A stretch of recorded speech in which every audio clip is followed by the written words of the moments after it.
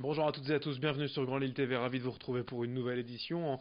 En ce début de semaine, en ce lundi 6 mai, on est ensemble pour 8 minutes de direct, d'infos, d'images dans la région près de chez vous. On démarre bien sûr par vos prévisions météo. En ce lundi, et de nouveau un temps frais et perturbé, voire un temps en froid même, dès ce matin, des températures bien frisquettes. Couvrez-vous bien cet après-midi, on aura au maximum 13 degrés à Lille et toujours pas mal de perturbations nuageuses, voire des averses, quelques éclaircies par moment, mais elles seront à chaque fois entrecoupées de nuages, de perturbations et de pluie. Aujourd'hui encore donc un temps agité et perturbé dans la région. La météo complète après ce journal.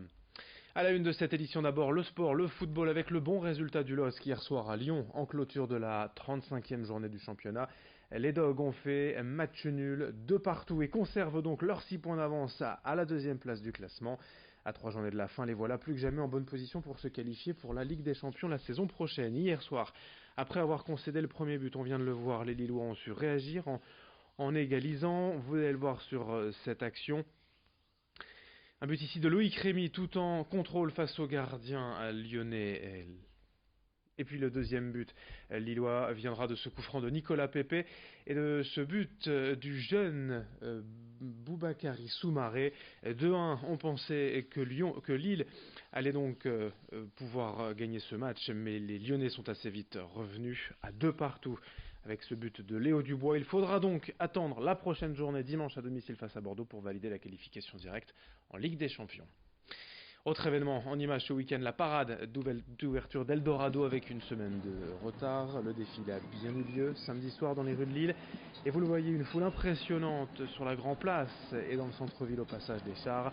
Malgré le froid qui a certainement découragé quelques visiteurs en fin de cortège, la fête fut belle, rythmée et colorée. À l'image du Mexique, pays invité de cette nouvelle édition de Lille 3000. Des mariachis, des femmes en fleurs, des squelettes, Frida Kahlo, mais aussi des catcheurs. Bref, une plongée au cœur de l'Amérique latine durant 2 heures, comme vous le voyez sur ces images filmées samedi soir par Margot Sey, et dont je vais vous laisser pleinement profiter.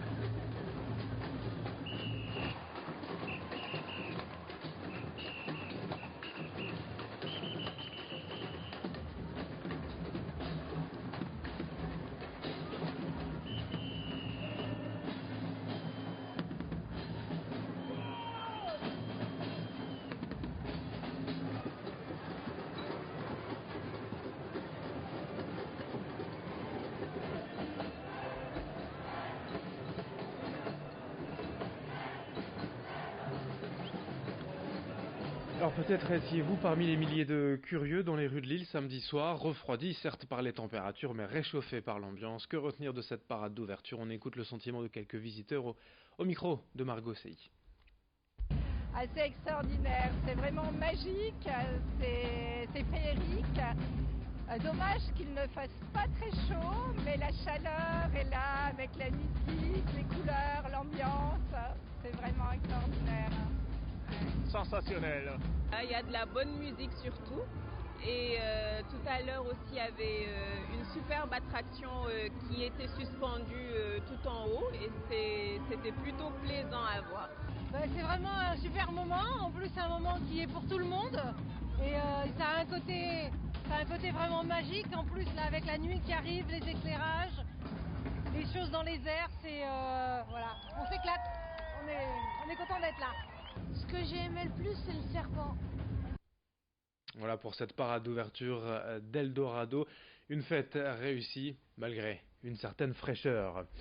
On parle d'emploi aussi dans ce journal avec des opportunités de recrutement chez NAT Nord, Avenir Technologies, une entreprise régionale spécialisée en détection de réseau et géoréférencement. Le siège social est à Seclin, tout près de Lille. Créée en 2016, la société continue son expansion et vient d'ouvrir 6 agences en France. NAT va également s'élargir au niveau régional et a besoin de main-d'œuvre. La société a besoin entre autres de chargés de détection et de topographie, mais à terme plusieurs dizaines de postes dans divers secteurs d'activité seront à pourvoir. Les recrutements ont débuté la semaine dernière et vont durer tout au long du mois de mai. Vous pouvez vous renseigner directement sur leur site internet groupe-anate.fr pour envoyer vos CV ou lettres de motivation. Explication au micro d'Alicia Sanfilippo. Le groupe NAT aujourd'hui se développe tant bien sur un plan régional que sur un plan national. C'est pour ça que nous sommes à la recherche de profils qui sont prêts à faire évoluer leur carrière au sein d'une entreprise jeune et dynamique. Dans mon domaine particulièrement, on recherche on va dire 4, 5, voire 6 profils en détection topographie. Et à savoir aussi que le groupe NAT recherche également des candidats dans d'autres types de services, genre bureau d'études ou fibre. Et puis un autre sujet souvent évoqué dans l'actualité, le harcèlement scolaire. Ces derniers mois, les étudiantes de la faculté d'ingénierie et management de la santé, ILIS, ont mené un projet de sensibilisation dans les écoles, allant à la rencontre de dizaines d'enfants, recueillant leurs sentiments, leurs témoignages. Elles ont restitué tout ce travail vendredi lors d'une exposition. Ces derniers mois, ils ont notamment, ces étudiants, rencontré des policiers, des psychologues, et Jonathan Destin, jeune homme harcelé au collège, qui a tenté de se suicider en 2011.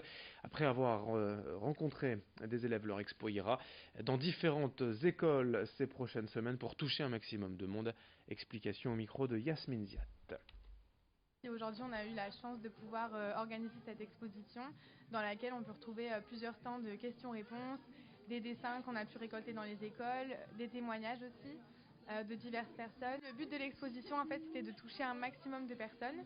Donc on espérait avoir un public large, donc des enfants, des étudiants, des parents, pour un peu montrer l'impact que ça peut avoir sur tout le monde. Donc c'est pour ça qu'on a récolté des témoignages dans les écoles, collèges et également dans les lycées.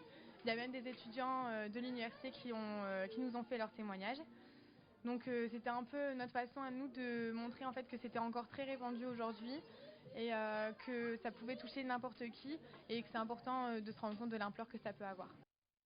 On a commencé ce journal avec du sport, du football, on termine avec du sport également, mais du volley féminin, les demi-finales de play-off de Ligue A féminine et pas d'exploit pour le VCMB éliminé samedi à Nantes avec une défaite 3-7-0, un superbe parcours malgré tout, car je vous rappelle que les Louves, les joueuses de Marc-en-Barœul, étaient promues cette saison en Ligue A. Et du tennis de table féminin avec la finale de la Coupe d'Europe, l'Etu Cup, défaite du CPLIS Lille Métropole à domicile au match aller vendredi soir, 3-1 face aux Espagnols de Carthagène, match retour le week-end prochain en Espagne. Fin de cette édition sur Grand Lille TV, à suivre dans un instant vos prévisions météo.